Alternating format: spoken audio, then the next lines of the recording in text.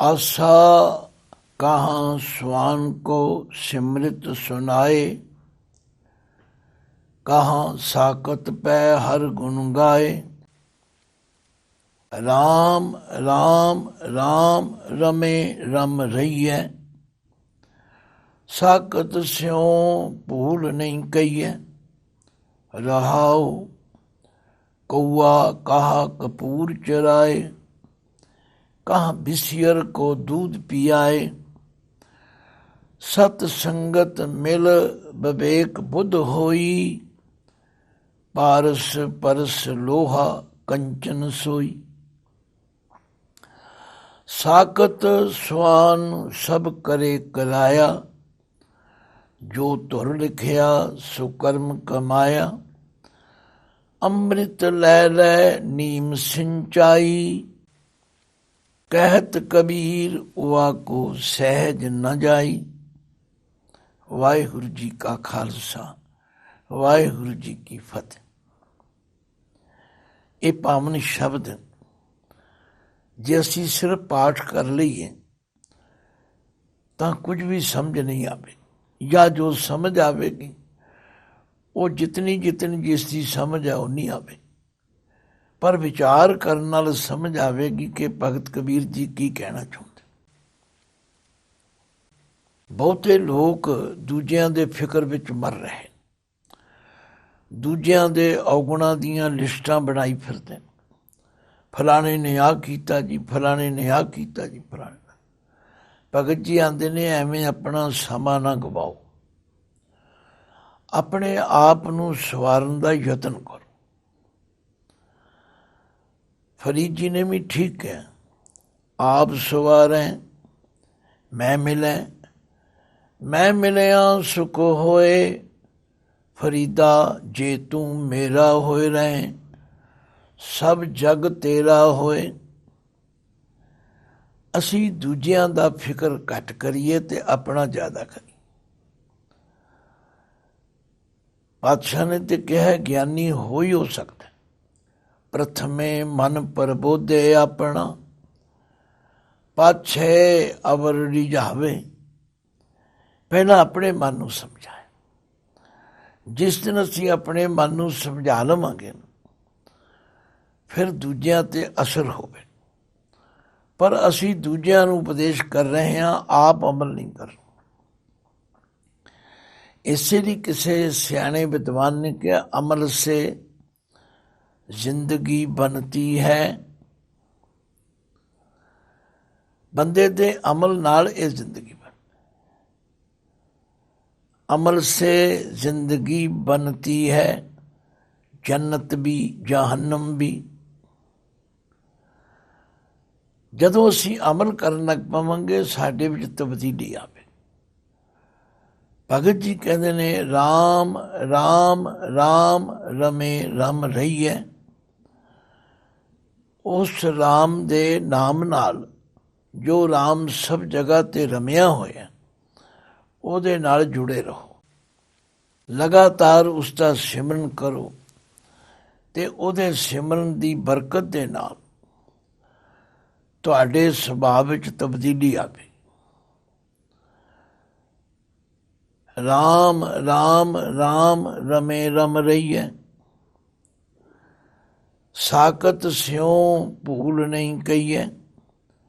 ਗੁਰਬਾਣੀ ਵਿੱਚ ਸਾਕਤ ਅੱਖਰ ਬਹੁਤ ਵਾਰੀ ਆਉਂਦਾ, ਜਿਹਦੇ ਅਰਥ ਨੇ ਜਿਹੜਾ ਸ਼ਕਤੀ ਦਾ ਪੁਜਾਰੀ ਹੈ, ਜਿਹੜਾ ਰੱਬ ਤੋਂ ਟੁੱਟਿਆ ਹੋਇਆ, ਉਹਨੂੰ ਤਾਂ ਭਗਤ ਜੀ ਨੇ ਇੱਥੇ ਤੱਕ ਕਿਹਾ ਕਿ ਕਬੀਰ ਸਾਕਤ ਕਾਰੀ ਕਾਂਬਰੀ, ਧੋਏ ਹੋਏ ਨਾ ਸੇਤ। ਜਿਹੜਾ ਰੱਬ ਤੋਂ ਟੁੱਟਿਆ ਬੰਦਾ ਉਹ ਤੇ ਇਉਂ ਸਮਝੋ ਜਿਵੇਂ ਕਾਲੇ ਰੰਗ ਦੀ ਕੰਬਲੀ ਹੁੰਦੀ। ਸਿਆਣਿਆਂ ਨੇ ਤੱਤ ਕੱਢਿਆ, ਕਾਲੇ ਕਦੇ ਨਾ ਹੋਵਣ ਬੱਗੇ, ਭਾਵੇਂ 100 ਮਣ ਸਾਬਣ ਲੱਗੇ। ਤੁਸੀਂ ਦੂਜਿਆਂ ਦੇ ਫਿਕਰ ਵਿੱਚ ਨਾ ਉਲਝੋ। ਭਗਤ ਜੀ ਕਹਿੰਦੇ ਨੇ ਰਾਮ ਰਾਮ ਰਾਮ ਰਮੇ ਰਮ ਰਹੀਏ। ਆਪ ਜਪੋ, ਜਿਸ ਦਿਨ ਤੁਸੀਂ ਆਪ ਜਪਣ ਵਿੱਚ ਕਾਮਯਾਬ ਹੋ ਗਏ, ਤੁਹਾਡੇ ਕਹਿਣ ਵਿੱਚ ਵੀ ਅਸਰ ਹੋ ਜਾਏ। ਆਖਿਆ ਜਿਹੜੇ ਰੱਬ ਤੋਂ ਟੁੱਟੇ ਹੋਏ ਭੁੱਲੇ ਹੋਏ ਲੋਕ ਨੇ, ਉਹਨਾਂ ਨੂੰ ਕੋਈ ਮੱਤ ਦੇਣ ਦਾ ਯਤਨ ਨਾ ਕਰੋ। ਸਾਕਤ ਸਿਉ ਭੂਲ ਨਹੀਂ ਕਹੀ ਹੈ।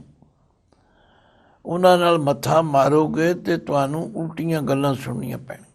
ਮੈਂ ਕਈ ਵਾਰੀ ਦੇਖਿਆ, ਕਿਸੇ ਨੂੰ ਨਸ਼ਾ ਵਰਤਣ ਤੋਂ, ਸ਼ਰਾਬ ਪੀਣ ਤੋਂ ਰੋਕੋ, ਆਂਦਾ ਗਿਆਨੀ ਜੀ ਤੁਸੀਂ ਕਿਹੜਾ ਪੀ ਕੇ ਦੇਖੀਏ, ਤੁਹਾਨੂੰ ਕਿਹੜਾ ਇਹਦੇ ਨਸ਼ੇ ਦਾ ਪਤਾ ਹੈ, ਇਹੋ ਜਿਹੇ ਜਵਾਬ ਦੇਣ। ਜੇ ਕਿਸੇ ਨੂੰ ਨੇਕ ਕਮਾਈ ਕਰਨ ਲਈ ਕਹੋ, ਕਹਿੰਦੇ ਤੁਸੀਂ ਮਾਇਆ ਛੱਡ ਦਿੱਤੀ, ਤਾਂ ਉਲਟੀ ਗੱਲ ਅੱਗੋਂ ਸੁਣਨੀ ਪਵੇਗੀ। ਇਸ ਲਈ ਭਗਤ ਜੀ ਕਹਿੰਦੇ ਨੇ, ਰਾਮ ਰਾਮ ਰਾਮ ਰਮੇ ਰਮ ਰਹੀਏ, ਸਾਕਤ ਸਿਉ ਭੂਲ ਨਹੀਂ ਕਹੀਏ। ਗਲਤੀ ਨਾਲ ਵੀ ਰੱਬ ਤੋਂ ਟੁੱਟੇ ਬੰਦਿਆਂ ਨੂੰ ਕੁਝ ਨਾ ਕਹੋ। ਇਹਦਾ ਮਤਲਬ ਇਹ ਨਹੀਂ ਕਿ ਭਗਤ ਜੀ ਇਹ ਕਹਿ ਰਹੇ ਨੇ ਤੁਸੀਂ ਕਹੋ, ਨਹੀਂ ਨਹੀਂ। ਉਹ ਕਹਿੰਦੇ ਨੇ ਪਹਿਲਾਂ ਆਪਣਾ ਆਪ ਸਵਾਰੋ। ਜਿਸ ਦਾ ਆਪਣਾ ਆਪ ਸਵਰ ਜਾਏ ਨਾ, ਉਹਦੇ ਕਹਿਣ ਵਿੱਚ ਵੀ ਅਸਰ ਆ ਜਾਂਦਾ। ਫਿਰ ਭਗਤ ਜੀ ਕਹਿੰਦੇ ਨੇ, ਕਹਾ ਸਵਾਨ ਕੋ ਸਿਮਰਤ ਸੁਨਾਏ। ਸਵਾਨ ਕਹਿੰਦੇ ਨੇ ਕੁੱਤੇ ਨੂੰ। ਕੁੱਤੇ ਦਾ ਸੁਭਾਵ ਹੈ ਲਾਲਚੀ, ਲੋਭੀ, ਘਰ ਘਰ ਮੂੰਹ ਮਾਰਦਾ ਫਿਰਦਾ। ਤੇ ਲੋਭੀ ਬੰਦੇ ਨੂੰ ਤੇ ਪਾਤਸ਼ਾਹ ਨੇ ਹਲਕੇ ਕੁੱਤੇ ਨਾਲ ਤੁਰਨਾ ਦਿੱਤਾ। ਆਖਿਆ ਜਿਹੜਾ ਲੋਭੀ ਕੁੱਤਾ ਹੈ, ਉਹਦੀ ਹਾਲਤ ਤੇ ਇਉਂ ਹੈ ਜਿਉਂ ਕੂਕਰ ਹਰਕਾਇਆ, ਧਾਵੈ ਦਾਦ ਸਜਾਏ। ਲੋਭੀ ਜੰਤ ਨ ਜਾਣਈ, ਭਖ ਅਭਖ ਸਭ ਖਾਏ। ਦੇਖੋ, ਖਾਣ ਵਾਲੀਆਂ ਚੀਜ਼ਾਂ ਤੇ ਸਭ ਕੁਝ ਖਾਂਦਾ, ਪਰ ਜਿਹੜੀਆਂ ਨਾ ਖਾਣ ਵਾਲੀਆਂ ਨੇ, ਦੂਜਿਆਂ ਦਾ ਹੱਕ ਮਾਰਨਾ, ਦੂਜਿਆਂ ਦਾ ਨੁਕਸਾਨ ਕਰਨਾ, ਦੂਜਿਆਂ ਦੀਆਂ ਚੀਜ਼ਾਂ ਤੇ ਨਜ਼ਰ ਰੱਖਣੀ, ਇਹ ਲਾਲਚੀ ਬੰਦੇ ਦਾ ਕੰਮ। ਆਖਿਆ ਇਹੋ ਜਿਹੇ ਬੰਦੇ ਨੂੰ ਜੇ ਤੁਸੀਂ ਸਿਮਰਤੀਆਂ ਦਾ ਪਾਠ ਸੁਣਾਓਗੇ, ਜੇ ਉਹਨਾਂ ਨੂੰ ਤੁਸੀਂ ਮੰਤਰ ਪੜ੍ਹ ਕੇ ਸੁਣਾਓਗੇ, ਉਹਨਾਂ ਤੇ ਕੋਈ ਅਸਰ ਨਹੀਂ। ਕਹਾ ਸਵਾਨ ਕੋ ਸਿਮਰਤ ਸੁਨਾਏ, ਕਾਂ ਸਾਕਤ ਪੈ ਹਰ ਗੁਣ ਗਾਏ। ਰੱਬ ਤੋਂ ਟੁੱਟੇ ਹੋਏ ਬੰਦਿਆਂ ਦੇ ਸਾਹਮਣੇ ਹਰੀ ਦੇ ਗੁਣ ਗਾ ਲਓ, ਉਹ ਤਾਂ ਉਹਦੇ ਅਰਥ ਗਲਤ ਹੀ ਕੱਢਣ। ਉਹ ਜੀ ਇਹ ਤੇ ਪਖੰਡ ਕਰਦੇ ਨੇ, ਇਹ ਤੇ ਲੋਕਾਂ ਨੂੰ ਉਪਦੇਸ਼ ਕਰਦੇ, ਬਹੁਤ ਇਹੋ ਜਿਹੀਆਂ ਗੱਲਾਂ। ਇਸ ਲਈ ਭਗਤ ਜੀ ਕਹਿੰਦੇ ਨੇ, ਰਾਮ ਰਾਮ ਰਾਮ ਰਮੇ ਰਮ ਰਹੀਏ। ਆਪ ਸਿਮਰਨ ਕਰੋ, ਆਪ ਬਾਣੀ ਪੜ੍ਹੋ, ਆਪ ਨਾਮ ਜਪੋ, ਆਪਣਾ ਆਪ ਸਵਾਰੋ। ਜਿਸ ਦਿਨ ਅਸੀਂ ਆਪਣਾ ਆਪ ਸਵਾਰ ਲਿਆ ਨੂੰ, ਮੈਂ ਗੁਰੂ ਤੇਗ ਬਹਾਦਰ ਜੀ ਦੇ ਜੀਵਨ ਦੀ ਇੱਕ ਗਾਥਾ ਪੜ੍ਹੀ। ਕਹਿੰਦੇ ਕੋਈ ਮਾਈ ਆਪਣਾ ਬੱਚਾ ਲੈ ਕੇ ਆਈ ਤੇ ਕਹਿਣ ਲੱਗੀ, ਮਹਾਰਾਜ ਇਹ ਮੇਰਾ ਬੱਚਾ ਗੁੜ ਬੜਾ ਖਾਂਦਾ, ਇਹਨੂੰ ਸਮਝਾਓ। ਸਤਿਗੁਰੂ ਕਹਿਣ ਲੱਗੇ, ਮਾਈ ਥੋੜ੍ਹੇ ਦਿਨ ਠਹਿਰ ਕੇ ਲਿਆਈ। ਥੋੜ੍ਹੇ ਦਿਨ ਠਹਿਰ ਕੇ ਲਿਆਈ। ਮਹਾਰਾਜ ਇਹਨੂੰ ਕਹੋ। ਸਤਿਗੁਰੂ ਕਹਿਣ ਲੱਗੇ, ਭਾਈ ਤੂੰ ਬੱਚੇ ਗੁੜ ਨਾ ਖਾਇਆ ਕਰ। ਮਾਈ ਕਹਿਣ ਲੱਗੀ, ਇੰਨੀ ਗੱਲ ਕਹਿਣੀ ਸੀ ਤੇ ਉਦੋਂ ਕਹਿ ਦੇਣੀ ਸੀ। ਕਹਿਣ ਲੱਗੇ, ਮਾਈ ਉਦੋਂ ਮੈਂ ਆਪ ਖਾਂਦਾ ਸੀਗਾ, ਹੁਣ ਮੈਂ ਆਪ ਛੱਡਿਆ ਤੇ ਤਾਂ ਮੈਂ ਇਹਨੂੰ ਕਿਹਾ। ਸੱਚਮੁੱਚ ਇਸੇ ਤਰ੍ਹਾਂ ਦੂਜਿਆਂ ਨੂੰ ਸਵਾਰਨ ਦਾ ਫਿਕਰ ਘੱਟ ਕਰੀਏ ਤੇ ਆਪਣੇ ਆਪ ਨੂੰ ਸਵਾਰੀਏ।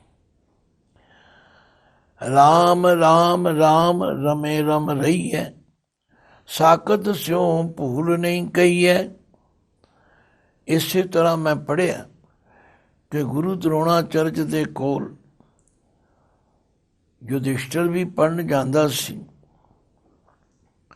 ਦੁਰਯੋਧਨ ਵੀ ਪੜ੍ਹਨ ਜਾਂਦਾ ਸੀ, ਤੇ ਗੁਰੂ ਜੀ ਨੇ ਕਿਹਾ ਕਿ ਸਦਾ ਸੱਚ ਬੋਲੋ। ਅਗਲੇ ਦਿਨ ਪੁੱਛਿਆ, ਕਿਉਂ ਬਈ ਤੁਹਾਨੂੰ ਯਾਦ ਹੈ? ਸਾਰਿਆਂ ਨੇ ਕਿਹਾ ਯਾਦ ਹੈ। ਯੁਧਿਸ਼ਟਰ ਚੁੱਪ ਕਰ ਰਿਹਾ। ਕਹਿੰਦੇ ਕਿਉਂ ਬਈ ਯੁਧਿਸ਼ਟਰ ਤੈਨੂੰ? ਆਂਦਾ ਜੀ ਮੈਨੂੰ ਹਾਲੀ ਯਾਦ ਨਹੀਂ ਹੋਇਆ। ਕਹਿੰਦੇ ਇਹਦੇ 'ਚ ਕੀ ਔਖੀ ਗੱਲ ਹੈ? ਕਹਿੰਦੇ ਹੁਣ ਯਾਦ ਕਰਨ ਦਾ ਮਤਲਬ ਮੈਂ ਆਪ ਵੀ ਤਾਂ ਸੱਚ ਬੋਲਾਂ, ਆਹ ਹੈ ਗੱਲ। ਅਸੀਂ ਦੂਜਿਆਂ ਨੂੰ ਸਮਝਾਈ ਜਾਂਦੇ ਹਾਂ, ਆਪ ਉਸ 'ਤੇ ਅਮਲ ਨਹੀਂ ਕਰਦੇ। ਭਗਤ ਜੀ ਕਹਿੰਦੇ ਨੇ ਐਸਾ ਨਾ ਕਰੋ, ਰਾਮ ਰਾਮ ਰਾਮ ਰਮੇ ਰਮ ਰਹੀ ਹੈ, ਸਾਕਤ ਚੋਂ ਭੂਲ ਨਹੀਂ ਕਹੀ ਹੈ। ਰੱਬ ਤੋਂ ਟੁੱਟੇ ਹੋਏ ਬੰਦਿਆਂ ਨੂੰ ਤੁਸੀਂ ਕੁਝ ਨਾ ਕਹੋ। ਜੇ ਕਹੋਗੇ ਉਹ ਤੁਹਾਨੂੰ ਇੱਕ ਦੀਆਂ ਚਾਰ ਸੁਣਾਉਣਗੇ, ਤੁਹਾਨੂੰ ਅੱਗੋਂ ਕਈ ਤਰ੍ਹਾਂ ਦੀਆਂ ਸਿੱਖਿਆਵਾਂ ਦੇਣ ਲੱਗ ਪੈਣ। ਤੋ ਆਪਣੀਆਂ ਨਿੱਜ ਦੀਆਂ ਗੱਲਾਂ ਕਈ ਵਾਰੀ ਮੂੰਹ 'ਤੇ ਆ ਜਾਂਦੀਆਂ ਨੇ, ਪਰ ਡਰੀਦਾ ਨਾ ਭਾਈ, ਉਸ ਪਰਮਾਤਮਾ ਤੋਂ ਡਰ ਕੇ ਰਹੋ। ਭਗਤ ਜੀ ਜੋ ਸ਼ਬਦ ਵਿੱਚ ਕਹਿ ਰਹੇ ਨੇ, ਉਹ ਕਹਿੰਦੇ ਜੇ ਕੁੱਤੇ ਨੂੰ ਸਿਮਰਤੀਆਂ ਦਾ ਪਾਠ ਸੁਣਾਓਗੇ ਉਹਦੇ 'ਤੇ ਕੋਈ ਅਸਰ ਨਹੀਂ। ਜੇ ਰੱਬ ਤੋਂ ਟੁੱਟੇ ਹੋਏ ਬੰਦਿਆਂ ਨੂੰ ਹਰੀ ਦੇ ਗੁਣ ਗਾ ਕੇ ਦੱਸੋ, ਹਰੀ ਦੀਆਂ ਸਿਫਤਾਂ ਦੱਸੋਗੇ, ਉਹ ਅੱਗੋਂ ਕਹਿਣਗੇ ਉਹ ਦੇਖਿਆ ਹੋਇਆ ਤੁਹਾਡਾ ਹਰੀ, ਉਲਟਾ ਬੋਲਣ। ਫਿਰ ਕੁਝ ਹੋਰ ਮਿਸਾਲਾਂ ਦੇ ਕੇ ਸਮਝਾਏ। ਕਊਆ ਕਾਹਾਂ ਕਪੂਰ ਚਰਾਏ।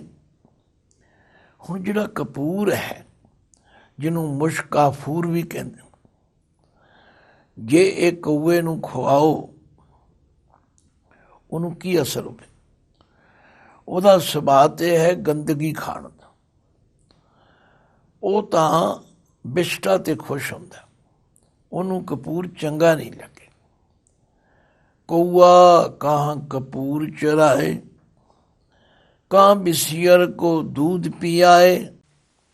ਆਖਿਆ ਜਿਹੜਾ ਜ਼ਹਿਰੀਲਾ ਨਾਗ ਹੈ ਉਹਨੂੰ ਦੁੱਧ ਭਾਵੇਂ ਕਿੰਨਾ ਪਿਲਾਈ ਜਾਓ, ਉਹਨੇ ਤੇ ਜ਼ਹਿਰ ਹੀ ਸੁੱਟਣਾ। ਇਹ ਦੋ ਮਿਸਾਲਾਂ ਦੇਖ ਕੇ ਭਗਤ ਜੀ ਸਾਨੂੰ ਕਹਿੰਦੇ ਨੇ ਦੂਜਿਆਂ ਨਾਲ ਮੱਥਾ ਨਾ ਮਾਰੋ, ਦੂਜਿਆਂ ਦਾ ਫਿਕਰ ਘੱਟ ਕਰੋ, ਪਹਿਲਾਂ ਆਪਣੇ ਆਪ ਨੂੰ ਸਵਾਰੋ। ਕਊਆ ਕਾਹਾ ਕਪੂਰ ਚਰਾਏ, ਕਾ ਬਿਸੀਅਰ ਕੋ दूध ਪਿਆਏ। ਉਸ ਜ਼ਹਿਰੀਲੇ ਸੱਪ ਨੂੰ ਦੁੱਧ ਪਿਲਾਉਣ ਦਾ ਕੀ ਫਾਇਦਾ, ਜੇ ਆਸ ਕਰੋ ਕਿ ਉਹ ਉਹਦੇ ਅੰਮ੍ਰਿਤ ਆ ਜਾਣ। ਨਹੀਂ, ਹਾਂ ਇੱਕ ਗੱਲ ਹੋ ਸਕਦੀ ਹੈ, ਉਹ ਹੈ ਭਗਤ ਜੀ ਨੇ ਬੜੀ ਕਿਰਪਾ ਕੀਤੀ, ਗੁਰੂ ਮਹਾਰਾਜ ਬੜੀ ਕਿਰਪਾ ਕਰ। ਕਹਿੰਦੇ ਸਤ ਸੰਗਤ ਮਿਲ ਵਿਵੇਕ ਬੁੱਧ ਹੋਈ। ਸਤ ਸੰਗਤ ਮਿਲ, ਮਿਲਦੇ ਲੱਲੇ ਨੂੰ ਸਿਹਾਰੀ ਹੈ। ਜੇ ਸੱਚੀ ਸੰਗਤ ਵਿੱਚ ਮਿਲ ਜਾਈਏ, ਜੇ ਗੁਰਮੁਖਾਂ ਦੀ ਸੰਗਤ ਕਰੀਏ, ਉਹਦਾ ਲਾਭ ਹੋ ਸਕਦਾ। ਕਿਉਂ? ਬੁੱਧੀ ਵਿੱਚ ਵਿਵੇਕ ਆ ਜਾਏ। ਬੁੱਧੀ ਤੇ ਸਾਰਿਆਂ ਕੋਲ ਹੈ, ਚੋਰਾਂ ਕੋਲ, ਯਾਰਾਂ ਕੋਲ, ਠੱਗਾਂ ਕੋਲ, ਸਭ ਦੇ ਕੋਲ ਬੁੱਧੀ, ਪਰ ਬੁੱਧੀ ਵਿੱਚ ਵਿਵੇਕ ਦੀ ਲੋੜ ਹੈ। ਵਿਵੇਕ ਦਾ ਮਤਲਬ ਹੈ ਜੋ ਚੰਗੇ ਤੇ ਮੰਦੇ ਦੀ ਵਿਚਾਰ ਕਰ ਸਕੇ, ਠੀਕ ਅਤੇ ਗਲਤ ਦਾ ਨਿਰਣਾ ਕਰ ਸਕੇ। ਜਿਹੜੇ ਬੰਦੇ ਸਤ ਸੰਗਤ ਕਰਨਗੇ, ਭਲੇ ਪੁਰਸ਼ਾਂ ਦੀ ਸਿੱਖਿਆ ਨੂੰ ਸੁਣਨਗੇ, ਮੰਨਣਗੇ, ਵਿਚਾਰਨਗੇ, ਉਹਨਾਂ ਦੀ ਬੁੱਧੀ ਵਿੱਚ ਵਿਵੇਕ ਆ ਜਾਏ। ਇਸੇ ਲਈ ਗੁਰੂ ਅਰਜਨ ਦੇਵ ਸੱਚੇ ਪਾਤਸ਼ਾਹ ਨੇ ਇੱਕ ਬਹੁਤ ਲੰਬਾ ਸ਼ਬਦ ਕਿਹਾ, ਲੋਕ ਕਰਮ ਕਾਂਡਾਂ ਵਿੱਚ ਫਸੇ ਹੋਏ ਨੇ ਤੇ ਕਰਮ ਕਾਂਡ ਕਰਕੇ ਸਮਝ ਰਹੇ ਨੇ ਕਿ ਅਸੀਂ ਬੜਾ ਚੰਗਾ ਕੰਮ ਕਰ ਮਾਰੇ, ਕਦੇ ਨਹੀਂ। ਆਖਿਆ ਇਹਨਾਂ ਕਰਮ ਕਾਂਡਾਂ ਦੇ ਨਾਲ ਕੁਝ ਨਹੀਂ ਬਣਨਾ। ਪਾਠ ਪੜਿਓ ਅਰ ਭੇਦ ਵਿਚਾਰਿਓ, ਨਿਮਲ ਭੋਗਮ ਸਾਧੇ, ਪੰਚ ਜਨਾਂ ਤਿਉ ਸੰਗ ਨ ਛੁਟਕਿਓ, ਅਧਿਕ ਆਂਗ ਬੁੱਧ ਬਾਧੇ। ਪਿਆਰੇ ਇਨ ਬਿਦ ਮਿਲਣ ਨ ਜਾਈ, ਮੈਂ ਕੀਏ ਕਰਮ ਅਨੇਕਾਂ, ਹਾਰ ਪਰਿਓ ਸੁਆਮੀ ਕੈ ਦੁਆਰੇ, ਦੀਜੈ ਬੁੱਧ ਵਿਵੇਕਾ। ਸਤ ਸੰਗਤ ਮਿਲ ਵਿਵੇਕ ਬੁੱਧ ਹੋਈ। ਬਸ ਬੁੱਧੀ ਵਿੱਚ ਵਿਵੇਕ ਆ ਜਾਏਗਾ, ਤੁਹਾਨੂੰ ਮੈਨੂੰ ਨਿਰਣਾ ਕਰਨ ਦੀ ਸ਼ਕਤੀ ਆ ਜਾਏਗੀ, ਕਿਹੜਾ ਕੰਮ ਗਲਤ ਹੈ, ਕਿਹੜਾ ਕੰਮ ਠੀਕ ਹੈ, ਕਿਹੜੇ ਪਾਸੇ ਜਾਣਾ ਚਾਹੀਦਾ, ਕਿਹੜੇ ਪਾਸੇ ਨਹੀਂ ਜਾਣਾ ਚਾਹੀਦਾ। ਸਤ ਸੰਗਤ ਮਿਲ ਵਿਵੇਕ ਬੁੱਧ ਹੋਈ, ਪਾਰਸ ਪਰਸ ਲੋਹਾ ਕੰਚਨ ਸੋਈ। ਆਖਿਆ ਜਿਸ ਤਰ੍ਹਾਂ ਪਾਰਸ ਦੇ ਨਾਲ ਪਰਸ ਕੇ, ਪਰਸ ਤੇ ਸੱਸੇ ਨੂੰ ਛਾਰੀ ਹੈ, ਛੂਹ ਕੇ। ਦੇਖੋ ਜੇ ਪਾਰਸ ਆਪਣੀ ਜਗ੍ਹਾ ਪਿਆ ਰਹੇ ਤੇ ਲੋਹਾ ਆਪਣੀ ਜਗ੍ਹਾ ਪਿਆ ਰਹੇ, ਕਦੇ ਤਬਦੀਲੀ ਨਹੀਂ ਆ ਸਕਦੀ।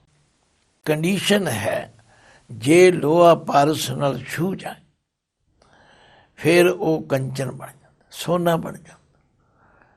ਇਸ ਲਈ ਭੱਟ ਸਾਹਿਬਾਨ ਨੇ ਕਿਹਾ ਨਾ, ਕਚੋਂ ਕੰਚਨ ਭਇਓ ਸ਼ਬਦ ਗੁਰ ਸ਼ਰਵਣੈ ਸੁਣਿਓ, ਬਿਖ ਤੇ ਅੰਮ੍ਰਿਤ ਹੋਇਓ ਨਾਮ ਸਤਿਗੁਰ ਮੁਖ ਬਣਿਓ, ਲੋਹੋ ਹੋਇਓ ਲਾਲ ਨਦਰ ਸਤਿਗੁਰ ਜਦ ਧਾਰੈ, ਪਾਹਣ ਮਾਣਕ ਕਰੇ ਗਿਆਨ ਗੁਰ ਕਹਿਓ ਵਿਚਾਰੈ, ਕਾਠੋਂ ਸ੍ਰੀ ਖੰਡ ਸਤਿਗੁਰ ਕੀਓ, ਦੁਖ ਦਰਿਦਰ ਤਿਨ ਕੇ ਗਏ, ਸਤਿਗੁਰੂ ਚਰਨ ਜਿਨ ਪਰਸਿਆ, ਸੇ ਪਸ ਪਰੇਤ ਸੁਰ ਨਰ ਭਏ, ਸਤ ਸੰਗਤ ਮਿਲ ਵਿਵੇਕ ਬੁੱਧ ਹੋਈ, ਪਾਰਸ ਪਰਸ ਲੋਹਾ ਕੰਚਨ ਸੋਈ। ਆਖਿਆ ਸਤ ਸੰਗਤ ਵਿੱਚ ਇਹ ਤਬਦੀਲੀ ਆ ਜਾਂਦੀ। ਜਗਤ ਗੁਰੂ ਗੁਰੂ ਨਾਨਕ ਪਾਤਸ਼ਾਹ ਨੇ, ਭਗਤਾਂ ਨੇ, ਮਹਾਂਪੁਰਖਾਂ ਨੇ, ਉਹਨਾਂ ਦੀ ਸੰਗਤ ਕਰਕੇ ਕਿੰਨੇ ਲੋਕਾਂ ਦਾ ਭਾਰ ਨਿਸਤਾਰਾ ਹੋਇਆ। ਇਤਿਹਾਸ ਸਾਖੀਆਂ ਭਰਪੂਰ ਹਨ, ਪੜ੍ਹੋ। ਇਹਦੇ ਤੋਂ ਸਾਨੂੰ ਇਹ ਪ੍ਰੇਰਨਾ ਮਿਲਦੀ ਹੈ ਕਿ ਲੋਕਾਂ ਨੂੰ ਉਪਦੇਸ਼ ਕਰਨ ਦੀ ਬਜਾਏ, ਲੋਕਾਂ ਨੂੰ ਸਵਾਰਨ ਦਾ ਫਿਕਰ ਕਰਨ ਦੀ ਬਜਾਏ ਆਪਣੇ ਆਪ ਨੂੰ ਸਵਾਰੋ। ਰਾਮ ਰਾਮ ਰਾਮ ਰਮੇ ਰਮ ਰਹੀ ਹੈ, ਸਾਕਦ ਚੋਂ ਭੂਲ ਨਹੀਂ ਕਹੀ ਹੈ। ਜਿਹੜਾ ਟਾਈਮ ਤੁਸੀਂ ਦੂਜਿਆਂ ਨੂੰ ਉਪਦੇਸ਼ ਕਰਨ ਤੇ ਲਾਉਣਾ ਹੈ, ਉਹ ਆਪਣੇ ਆਪ ਨੂੰ ਕਰੋ। ਸਾਰੇ ਮਹਾਂਪੁਰਖ ਇਹੀ ਕਹਿ ਰਹੇ, ਭਾਈ ਦੂਜਿਆਂ ਨੂੰ ਉਪਦੇਸ਼ ਦੇਣ ਦੀ ਬਜਾਏ ਪਹਿਲਾਂ ਆਪ ਸਵਾਰੋ। ਤੋ ਸਤ ਸੰਗਤ ਮਿਲ ਵਿਵੇਕ ਬੁੱਧ ਹੋਈ, ਪਾਰਸ ਪਰਸ ਲੋਹਾ ਕੰਚਨ ਸੋਈ, ਸਾਕਤ ਸਵਾਨ ਸਭ ਕਰੇ ਕਰਾਇਆ। ਆਖਿਆ ਪਰਮਾਤਮਾ ਨੇ ਜਿਹੋ ਜਿਹੇ ਕਿਸੇ ਨੇ ਕਰਮ ਕੀਤੇ, ਉਹਨਾਂ ਦੇ ਪੂਰਵਲੇ ਕੀਤੇ ਕਰਮਾਂ ਅਨੁਸਾਰ ਉਹਨਾਂ ਵਾਸਤੇ ਉਹ ਡਿਊਟੀਆਂ ਲਾ ਦਿੱਤੀਆਂ।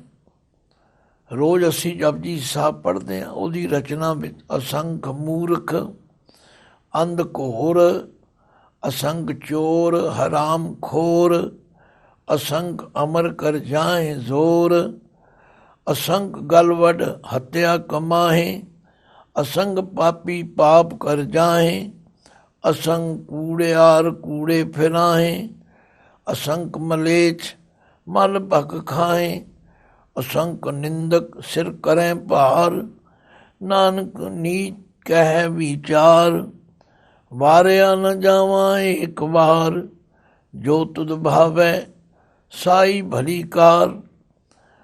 ਆਖਿਆ ਇਹ ਜੀਵ ਜਿਹੜੇ ਨੇ ਇਹ ਪਰਮਾਤਮਾ ਦੇ ਹੁਕਮ ਵਿੱਚ ਸਾਕਤ ਸੁਆਨ ਸਭ ਕਰੇ ਕਰਾਇਆ, ਜੋ ਧੁਰ ਲਿਖਿਆ ਸੋ ਕਰਮ ਕਮਾਇਆ। ਜੋ ਧੁਰੋਂ ਉਹਨਾਂ ਦੇ ਮੱਥੇ ਤੇ ਲਿਖੇ ਸੋ ਕਰਮ ਕਮਾਏ। ਦੇਖੋ ਇੱਕ ਸੱਸਾ ਹੋੜੇ ਨਾਲ ਆਉਂਦਾ, ਉਹਨੂੰ ਅਸੀਂ ਪੜ੍ਹਦੇ ਹਾਂ ਸੋ। ਇੱਥੇ ਸੋ ਹੋੜੇ ਦੀ ਆਵਾਜ਼ ਘਟਾ ਕੇ ਸੋ ਔਂਕੜ ਲਾਏ।